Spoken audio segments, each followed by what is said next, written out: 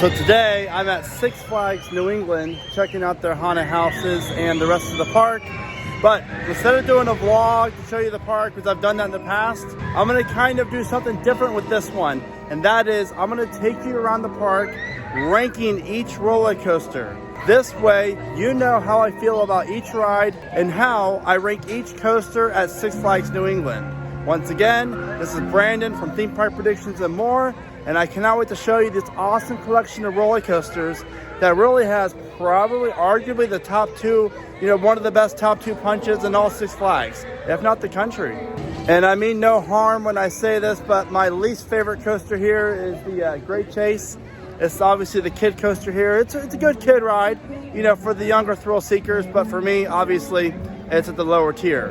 Next up, you'll be surprised. Behind me is Flashback, the park's Vekoma boomerang that actually came from Kentucky Kingdom. Overall, I don't really care too much about boomerangs, so this one's a decent one. I mean, you get a great view of the south end of the park as you're going up the lift hill, which is really nice. And I also like how the balloon race family attractions placed right in the middle of the boomerang, so that's kind of a cool interaction. But overall, it's your simple boomerang. However, this one does not seem to be open all the time, so as you know me by now, I hope they get rid of this. If they get rid of Flashback and pair that area with Goliath's old area, you're talking a massive piece of land for a future coaster or coasters or rides.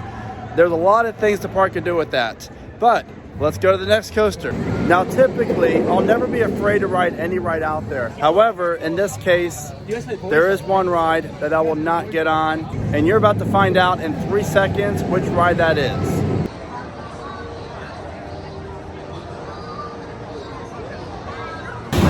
So behind me is the Gotham City Gauntlet, and it's the Wild Mouse. And yes, Six Flags New England has 2 Wild Mouses, one spinning, one not. And at one point it had 2 boomerangs, one inverted, one not. Bizarre. But anyways, this ride's your typical Wild Mouse. This was going to be the Dark Knight. They actually built the building, then they had to tear it down and ship it off to Mexico. Yeah, anyways, it's just your standard Wild Mouse. It's a fun ride. It's a filler coaster. It's good for families. And it's here with another Wild Mouse. So behind me is Catwoman's Whip, or it's Poison Ivy. I don't remember what these names. They switch the names around quite often here. All I know is that my son loves this ride. And the last time I came here back in April, we rode 10 times in a row.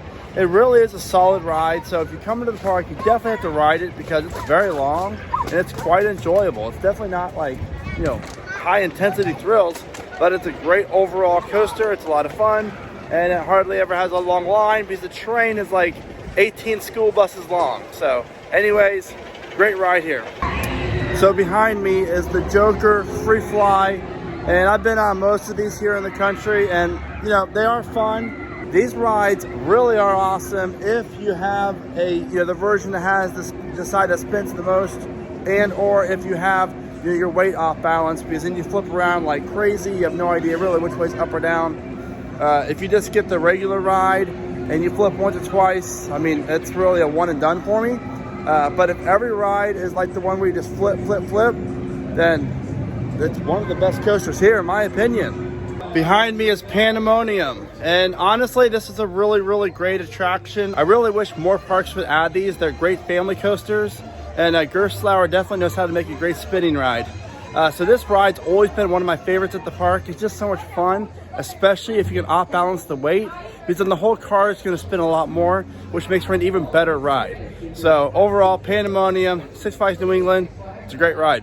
What will happen to you if you ride Goliath too many times? No wonder why they removed it.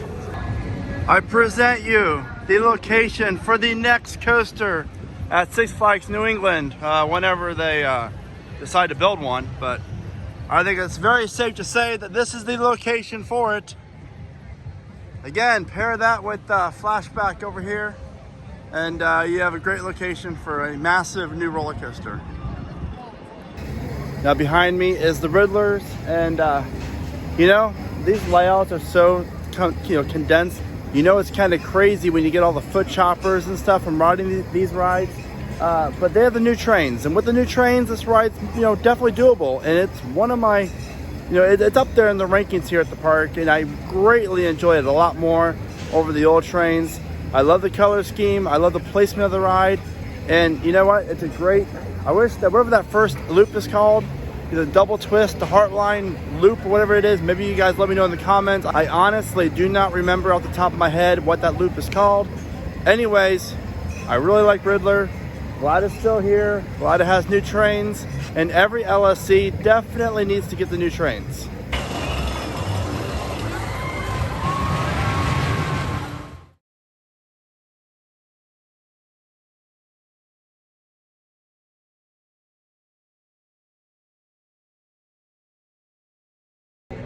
Next up is the Batman Dark Knight Night Flight, something like that. I always get this one confused with the one at Six Flags Ohio that's not there anymore. Anyways, this ride here is a pretty solid B&M floorless. I really, you know, overall enjoy it. While it is on the shorter side, it's not like crazy intense like Medusa. It is a fun coaster. I'm glad Six Flags New England has it. You know, it's one of the better capacity rides here, but I really do love the first drop. If you go over the top of the first drop, you get to see part of the Connecticut River. And if you look down to your left, you see Superman's overbank turn. And then, of course, you go to the vertical loop. What I really like is the zero-G roll here on Batman. You really can't see it because it's behind the trees there. But overall, it's you know, a very enjoyable coaster. Not the best, not the worst. But the best thing about this ride is the park guests love it. So it hits a home run when it comes to the GP. So behind me is Superman, the ride, or Ride to Steel, whatever you want to call it. But you better call it a damn good coaster, because honestly, it's one of the best ones out there, even with the crappy restraints. I mean, where else can you find a roller coaster that has this good of a layout? You have two major airtime hills coming towards the Spaghetti Bowl. The trains are loud. You have two major airtime hills coming towards the Spaghetti Bowl, but first, you have the first drop, and then you have the first giant hill after that, then the overbank, and then you have the great three airtime hills leading up to the brake run. I mean, overall, it's just a world-class roller coaster at a great park. And I've been riding this roller coaster since 2005, and I love everything about it except those restraints. God, Six Flags New England and the coaster gods, please just splurge a little bit. Get new trains that do not offer that, you know, blank row seating, because the old sound system that they don't even offer anymore, and get better restraints for it. Please, I mean, look at, I'd rather have like Pantheon trains on this than the current trains. Now behind me is honestly one of the best coasters in the world, and that is Wicked Cyclone here at Six Flags New England. RMC really outdid themselves with this creation. You're talking great layout, great inversions, really awesome, just non-stop pacing here. So I've always liked Wicked Cyclone. I especially love the drop, and then the first inversion it has. You can't forget about the triple down, not to mention that awesome zero-G roll.